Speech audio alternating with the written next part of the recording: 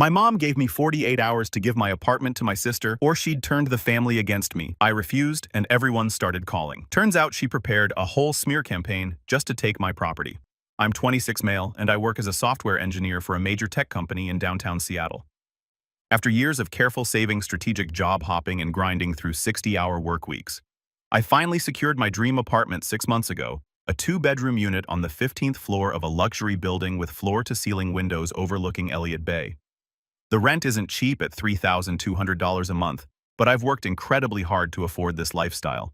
This apartment represents everything I've accomplished since graduating college with $40,000 in student loans and eating ramen for 2 years straight. My younger sister, Ashley, 19, moved to the city 3 months ago for college at the University of Washington, studying communications. Against my advice and offers to help her find something suitable, she insisted on finding her own place rather than staying in dorms, claiming she needed independence and the real Seattle experience. She ended up signing a lease for a studio apartment in a rougher part of town. $800 a month, ground floor bars on the windows right next to a check cashing place and a liquor store. The neighborhood isn't terrible during the day, but I'll admit it gets sketchy after dark. I'd warned her about the area and even drove her through it at different times of day, but she said I was being overprotective and classist. 2 weeks ago, my mother, Patricia, 52 female, called me with what she presented as a simple solution to Ashley's housing situation. She didn't ease into it or ask how I was doing. She didn't even pretend to care about my recent promotion or the presentation I'd mentioned giving to the board. She simply announced that I would be switching apartments with Ashley. "It's the only logical solution," she said, her voice carrying that familiar tone of assumed authority I'd known since childhood. "You're a man. You can handle living in a tougher neighborhood. Ashley needs somewhere safe. You have 2 bedrooms you don't even use." I sat in my living room watching the sunset paint the water golden, the fairies crossing the sound like toys in a bathtub, and felt my jaw clench. "Mom, that's not happening. I worked for years to afford this place. I signed a lease. I have furniture that won't even fit in Ashley's studio."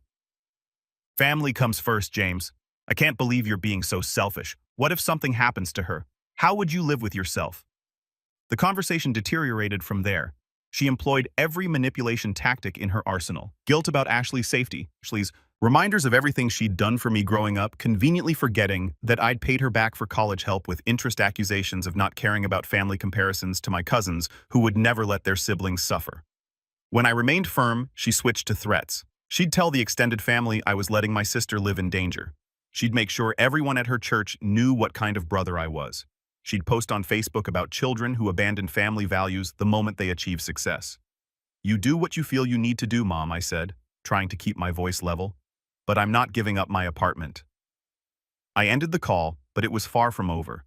In fact, it was just the beginning of what would become a 3-week psychological warfare campaign. The next morning, Ashley texted me. Her message was long and dramatic, a stark departure from her usual emoji-filled brief messages. She detailed how scared she was in her apartment, how she could hear gunshots at night, doubtful, how a man had followed her to her door, concerning if true but the timing was suspicious, how she found needles in the hallway, possible but unverified. She ended with, "Mom says you have room for me, but you'd rather see me in danger than share. I guess I know where I stand with you." I knew immediately that our mother had orchestrated this. Ashley had been perfectly happy with her apartment in our conversations just days before. She'd even bragged about her authentic urban experience on Instagram, posting pictures of the gritty reality of city living with hashtags like Urban Explorer and Real Seattle. That evening, my phone exploded with messages. My Aunt Linda, Uncle Robert, cousins Michael and Jennifer, my mother's sister Barbara from Portland, even my grandfather Thomas, who barely knew how to text, all suddenly concerned about Ashley's living situation and disappointed in my lack of family values. The messages were remarkably similar in tone and talking points, as if someone had provided a script.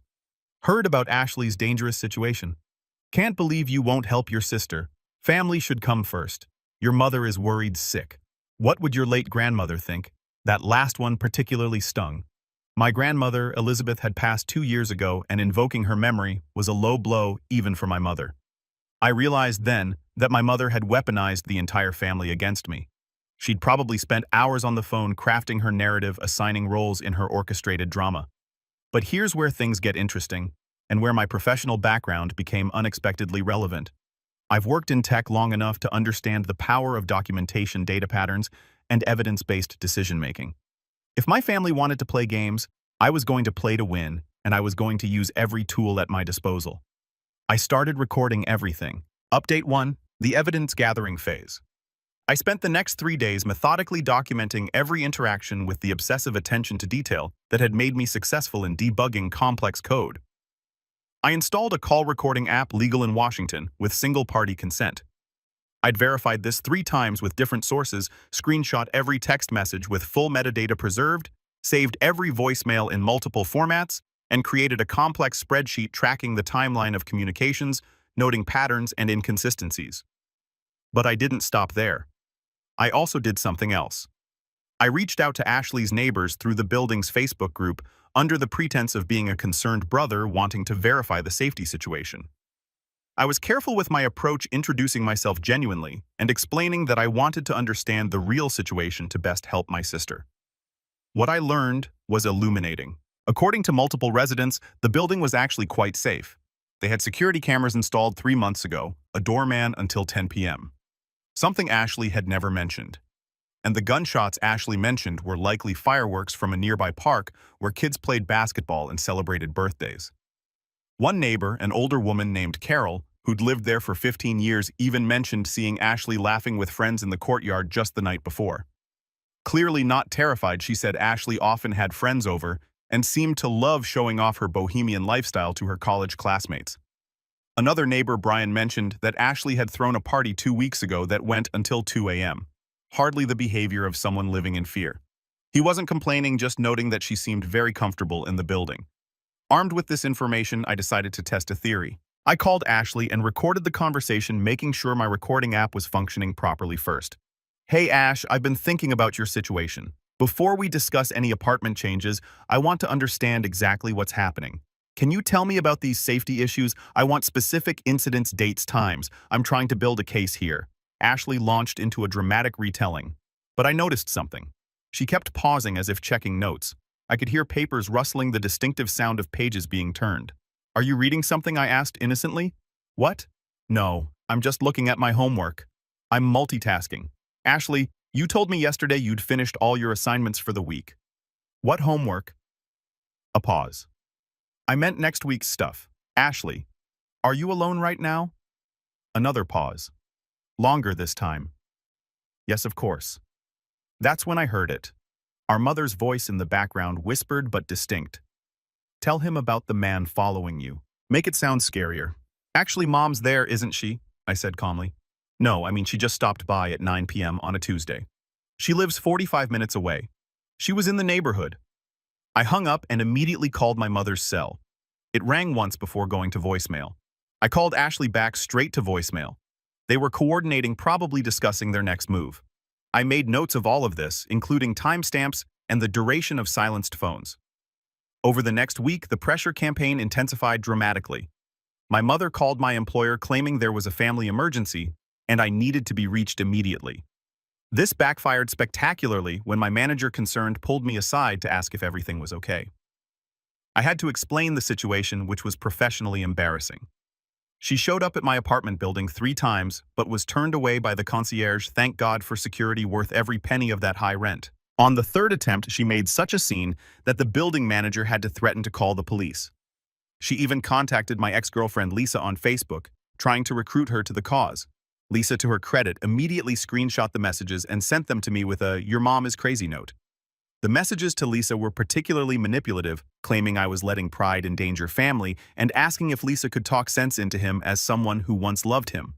My mother then escalated to contacting my close friends. My college roommate Daniel received a Facebook message about how I'd changed since becoming successful and was abandoning family values. My best friend Kevin got a LinkedIn message about my concerning behavior and asking if he'd noticed any personality changes that might indicate mental health issues. Each action was documented, each voicemail saved in triplicate, each text screenshot with full headers. I was building a file that would make any legal discovery team proud. Then came the masterstroke of manipulation. My mother group texted the entire family with a photo of Ashley crying, mascara running down her face, claiming I had refused to even consider helping my sister escape a dangerous situation. The message was accompanied by a long paragraph about how success had changed James and how she never thought money would matter more to him than family. The photo was strategically cropped, but I noticed something in reflection of Ashley's sunglasses on the table. They were in my mother's living room, not Ashley's apartment. I could see the distinctive wallpaper my mother had installed last year, and even part of the family portrait from Christmas. I enhanced the image. Basic photo editing tools are wonderful and confirmed it. They'd staged the photo at my mother's house. The metadata showed it was taken 3 days before the current crisis even supposedly began. I knew it was time to deploy my nuclear option. Update 2: the counterstrike. I spent an entire Saturday creating what I called the family manipulation files. It was a comprehensive Google Drive folder with military-grade organization containing 43 recorded phone calls showing clear manipulation tactics with transcripts highlighting key moments. Screenshots of coordinated text messages with identical phrasing suggesting a scripted campaign. A timeline showing messages from different family members arriving within minutes of each other, and the Facebook messages to my ex-girlfriend and friends demonstrating the reach of the manipulation. Recordings of Ashley admitting she felt safe before our mother got involved. Signed statements from Ashley's neighbors about the building's safety. Carol and Brian were particularly helpful. The photo evidence showing the crying photo was staged at my mother's house with technical analysis. A timeline showing how the narrative evolved from apartment swap to life-threatening danger over 72 hours. Audio of my mother coaching Ashley on what to say during our calls. The building's crime statistics showing it was actually safer than the Seattle average. Screenshots of Ashley's social media showing her happy and comfortable in her apartment. The threatening voicemail from my Uncle Robert saying I'd regret this selfishness. A documentation of my mother's attempts to contact my employer. I organized everything chronologically with a summary document explaining the pattern of manipulation. Each piece of evidence was labeled dated and cross-referenced. It was devastating in its thoroughness, the kind of documentation that would hold up in court. But I wasn't done. I also created a second document, a draft Facebook post that included highlights from the evidence, tagged all the relevant family members, and included a link to the full file. The post began when family weaponizes love, a documented case study in coordinated manipulation. On Sunday evening, I sent a message to the family group chat. I've become aware of a coordinated campaign to manipulate me into giving up my apartment. Over the past week, I have documented every conversation, every threat, and every lie told in this manufactured crisis. I have created a comprehensive file that clearly shows how this safety crisis was manufactured, orchestrated, and executed. The evidence includes recordings of mom coaching Ashley on what to say, a proof the crying photo was staged, statements from Ashley's neighbors confirming the building's safety, a documentation of the scripted messages you all sent to evidence of mom contacting my employer and personal friends. I am willing to keep this documentation private under the following conditions. 1. All harassment stops immediately. 2. No one contacts my employer friends or ex-girlfriends again. 3. Ashley publicly admits to the family that her apartment is safe. 4. Mom apologizes for the manipulation and orchestration. 5. No family member mentions the apartment swap again. 6. Everyone who participated admits they were given talking points by mom. You have 24 hours to agree to these terms. If the harassment continues, I will share this documentation on Facebook, where all of our mutual friends, mom's church group, her book club, and her professional network will see exactly how she operates. I will also share it with Ashley's college administration, as I have concerns about the pressure being placed on her. The draft post is already written, and family members are already tagged. This is not a negotiation. This is a consequence of your collective actions. The family chat exploded instantly. Aunt Linda called me cruel and manipulative. Uncle Robert said I was tearing the family apart and threatened to disown me. Cousin Michael accused me of blackmail and said he was calling the police. He didn't. Cousin Jennifer said I'd gone too far and that families work things out privately. But my mother, she went completely silent. 20 minutes later, she called me. This time her voice was different. Quiet, almost frightened, lacking its usual commanding tone. James, you wouldn't really share those recordings, would you? Why not, Mom? If you've done nothing wrong, what's the problem? You were ready to tell everyone. I'm a terrible brother. Why can't I tell them what actually happened? It would be people wouldn't understand. Context matters. Things said in private sound different when shared publicly. Then provide context. Call everyone right now and explain that Ashley is actually safe, that you exaggerated the danger, and that the apartment swap was your idea, not hers. I can't do that. It would make me look manipulative, controlling, like someone who weaponizes family against each other. She was quiet for a long moment. What you're doing is cruel, James. I'm your mother. What I'm doing is protecting myself from manipulation. You weaponized the entire family against me. You contacted my employer. You tried to destroy my reputation. You reached out to my ex-girlfriend mom, all because you decided Ashley deserved my apartment more than I did. She's your sister. She's a young woman alone in the city. And I'm your son. When did that stop mattering? When did I become just a resource to be redistributed to Ashley? That's not... I don't think of you as a resource. Your actions say otherwise. You've made it clear that my years of hard work mean nothing if Ashley wants what I have. The call ended there, but within hours things started changing dramatically. The family harassment stopped abruptly like someone had flipped a switch. Ashley texted me a simple, "I'm sorry." Uncle Robert sent a message saying he was stepping back from family drama. Aunt Linda suddenly remembered she had too much on her plate to get involved. My mother, however, wasn't ready to give up entirely. Update 3. The escalation and resolution. 2 days after my ultimatum, my mother attempted a different approach. She showed up at my office building during lunch. Security called up to notify me I had a visitor. I came down, but didn't invite her beyond the lobby, making sure we stayed in full view of the security cameras. "We need to talk," she said, her face a mask of controlled anger. "We can talk right here," I replied, pulling out my phone. "And I'm recording this conversation." Her face flushed. "You can't just threaten your family with exposure. That's not how family works. It's extortion. Neither is organized manipulation. But here we are, and it's not extortion. I'm not asking for money or any benefit. I'm asking to be left alone. I'm asking for the harassment to stop. Any lawyer would tell you that sharing true information about someone's behavior isn't extortion. It's free speech." She pulled out her phone and showed me a text conversation with someone named David, apparently a lawyer friend. "He says what you're doing could be considered extortion." I actually laughed. "Mom, your lawyer friend is either imaginary or incompetent. Extortion requires threatening someone to obtain money or property. I'm threatening to share truthful information unless you stop harassing me. That's self-defense, not extortion. Plus, truth is an absolute defense to defamation claims. Would you like me to share my documentation with your lawyer friend? I'm sure he'd find it interesting. You're going to destroy our family's reputation." "No, you did that when you decided to orchestrate this campaign. I'm just considering whether to make it public." "You created this situation, Mom. Every single step." She tried a different tactic. Tears. But after years of seeing her deploy tactical crying, I was immune. The tears appeared too quickly, stopped too suddenly when they weren't working. "Mom, you have 18 hours left. Either the harassment stops completely or everything goes public. Your choice." That evening, I received a text from Ashley that changed everything. It was longer than her usual messages and felt genuine. No emoji, no drama, just words. "James, I need you to know the truth. Mom has been pressuring me for weeks about your apartment. She said if I could get you to switch with me, she'd pay my tuition for the rest of college. She wrote out what I should say, made me practice the crying. Even suggested I make up the story about being followed. I didn't want to do it, but the tuition thing. I'm $30,000 in debt already and scared of graduating with more. I'm sorry, I actually like my apartment. The neighbors are nice and it's close to campus. It's perfect for me. I never felt unsafe until Mom convinced me I should. She kept saying I was in danger until I started believing it. I'm going to tell her I won't be part of this anymore." I screenshot the message immediately, adding it to my collection. Then I called Ashley. "Ash, I appreciate your honesty, but you need to understand something. Mom's financial support always comes with strings, always. I know that now. She's already talking about what I'll owe her after graduation. Get everything in writing if she offers to pay everything.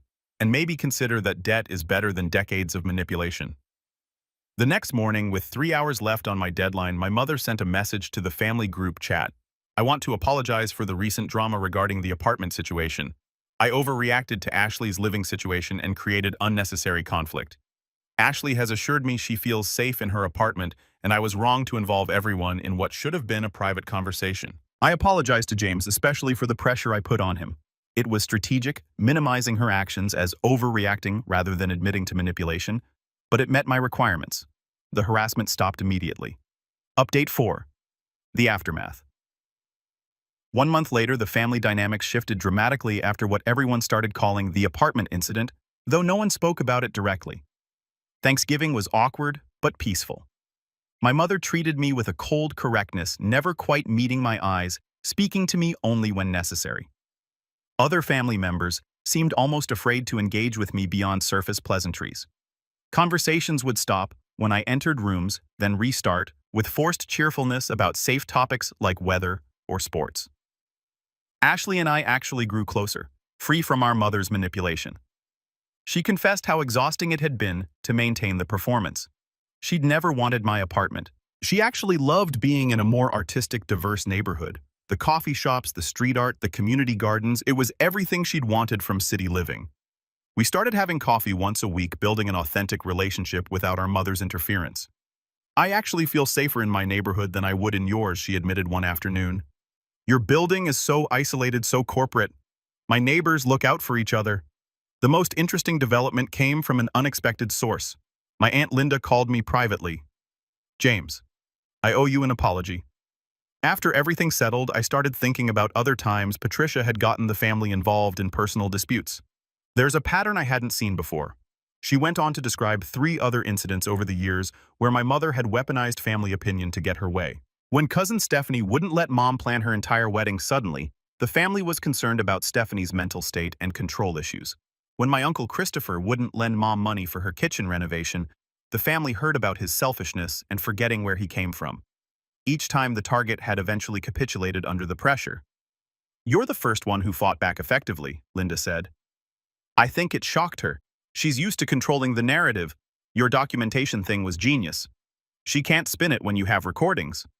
I learned something valuable from that conversation. My mother's behavior wasn't new. I had just been the first to document it comprehensively and threaten real consequences. Update 5. 3 months later, the new normal. As I write this final update, it's been 3 months since the confrontation. The changes in my family dynamics have solidified into a new normal that's actually healthier than before. Though it took time to get here, Ashley found a better apartment on her own. Still affordable, but in a nicer area with 2 roommates from her college program. She signed the lease without telling our mother until after it was done.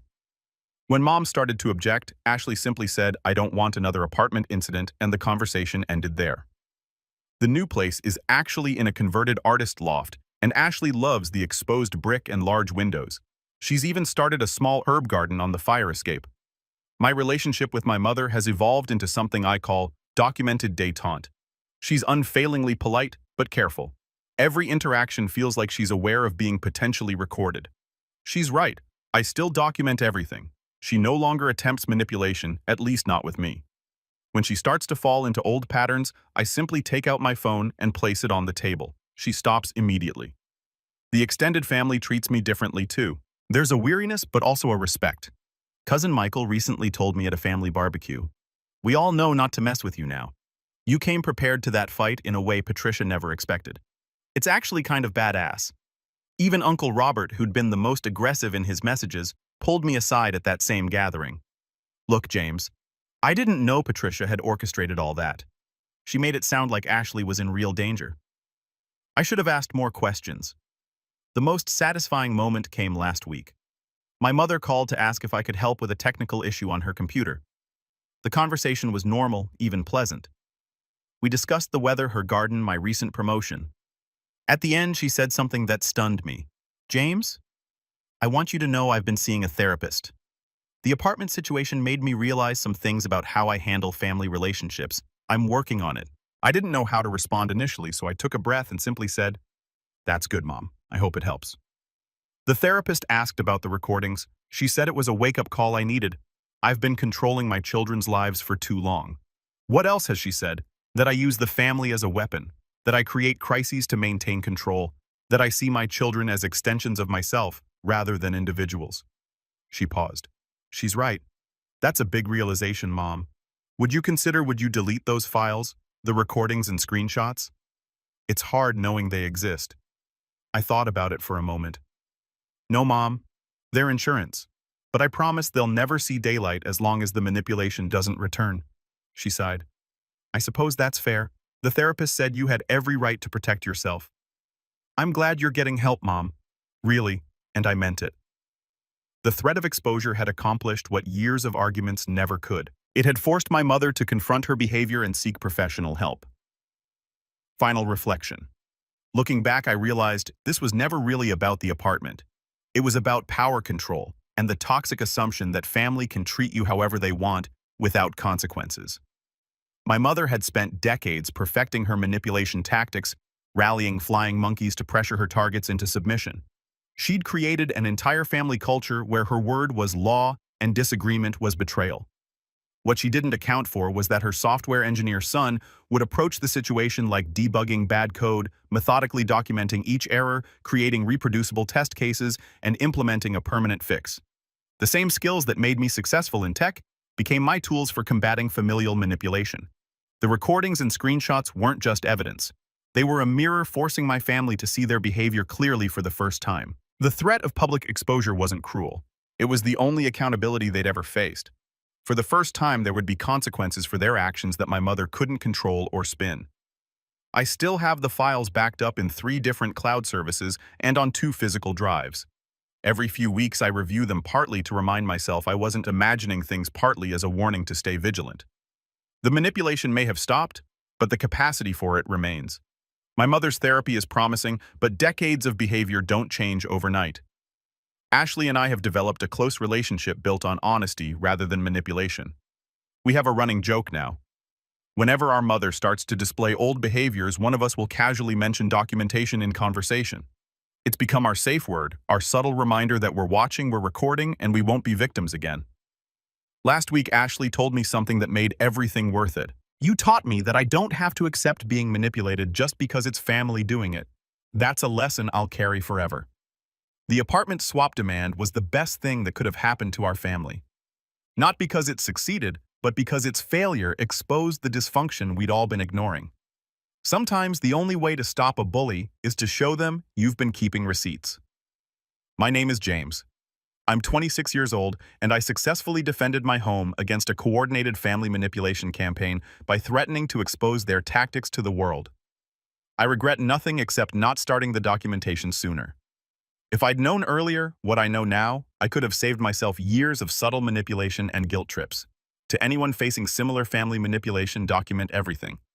Set boundaries. Be prepared to enforce consequences. And remember, family doesn't mean accepting abuse. Sometimes the most loving thing you can do is show them their behavior has consequences. Real love doesn't require manipulation. Real family doesn't require coordinated attacks. The view from my apartment is still spectacular. Every morning I drink my coffee while watching the sunrise over the water. And I think about how differently this could have ended if I'd given in. And it will remain mine. Not because I'm selfish, but because I've earned it. And because standing up to manipulation is never wrong, no matter who's doing the manipulating. My apartment is more than just a nice place to live now. It's a symbol of boundaries held, manipulation rejected, and the power of documentation in the face of gaslighting. Every time I look out at that view, I'm reminded that I chose my own well-being over family dysfunction, and that choice led to healthier relationships with everyone involved. The family will gather for Christmas next month. There will be careful conversations and documented interactions. My mother will be polite and distant. Ashley and I will exchange knowing looks. The rest of the family will treat me with cautious respect. And somewhere in multiple secure locations, the files will wait. Never needed, I hope, but ready if the old patterns return. Because now they know I keep receipts. And I'm not afraid to use them. If you're dealing with family manipulation, remember documentation is protection. Boundaries are healthy. And sometimes the threat of accountability is the only thing that creates change. You're not obligated to suffer because someone shares your DNA.